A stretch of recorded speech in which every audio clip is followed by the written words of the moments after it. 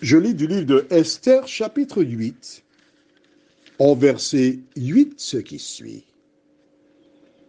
Écrivez donc en faveur des Juifs, comme il vous plaira, au nom du roi, et scellez avec l'anneau du roi, car une lettre écrite au nom du roi et scellée avec l'anneau du roi ne peut être révoquée. Prions. Notre Seigneur et notre Dieu, nous te louerons pour ta parole, qui est si belle, qui nous apprend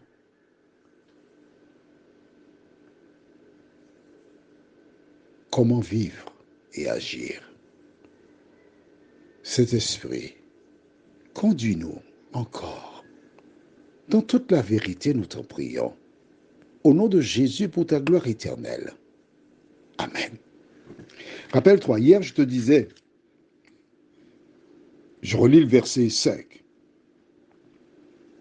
Elle dit alors, si le roi le trouve bon, et si j'ai trouvé grâce devant lui, si la chose paraît convenable au roi, et si je suis agréable à ses yeux, qu'on écrive pour révoquer les lettres conçues par Haman, fils d'Amedata, la Gagite, écrites par lui dans le but de faire périr les Juifs qui sont dans toutes les provinces du roi.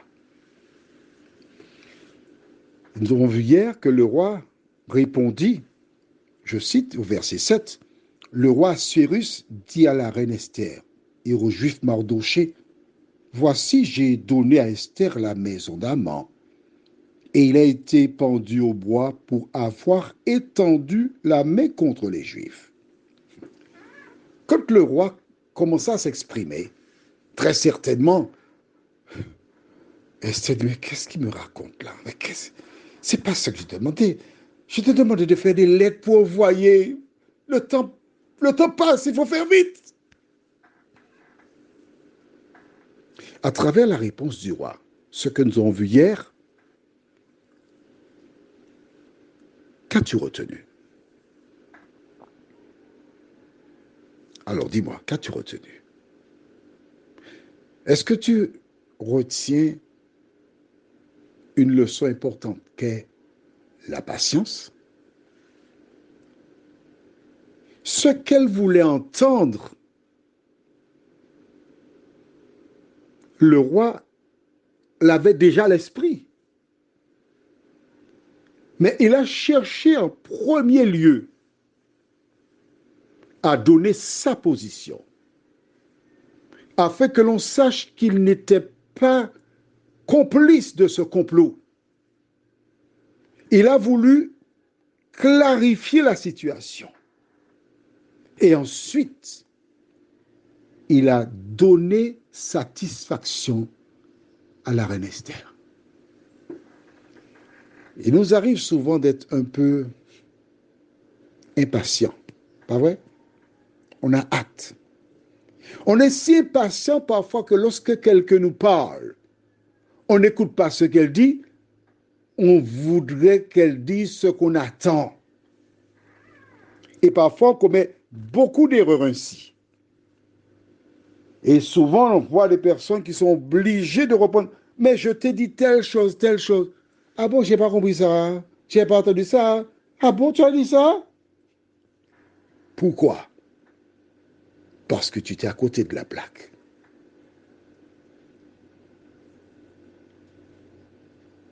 À partir de ce récit, je te souhaite d'appliquer dans toutes tes communications des informations claires, nettes, précises, pour te démarquer, afin que nul n'ait à te reprocher quoi que ce soit. Et une fois que tu as fait le nécessaire, tu réponds en fonction du besoin. C'est ce qui s'est passé. Le roi a donné la satisfaction à Esther. Il ne pouvait pas faire autrement pour deux raisons. La première, en condamnant Haman à mort, il reconnaissait qu'il avait posé une mauvaise action. Il était donc tout à fait légitime d'enrayer ce qu'il avait mis en place. La deuxième raison qu'il ne pouvait pas faire autrement, c'est parce que l'Éternel des armées contrôlait la situation. Et c'est l'Éternel qui a permis qu'il fasse le nécessaire dans ce domaine. Aujourd'hui, toi qui m'écoutes ce soir, je voudrais te rappeler que le Dieu qui a fait cela du temps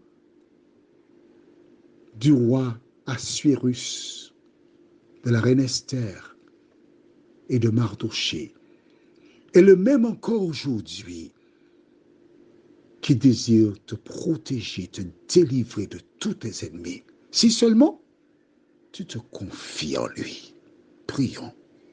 Notre Seigneur et notre Dieu, voici le roi qui, comme la première fois, donna son anneau, rendant ainsi la lettre irrévocable. Merci de nous aider à lire la parole, la Bible plus souvent, afin de comprendre, de connaître et de suivre les différents exemples qui nous ont été laissés. Merci de nous remplir de ta paix et de ta grâce.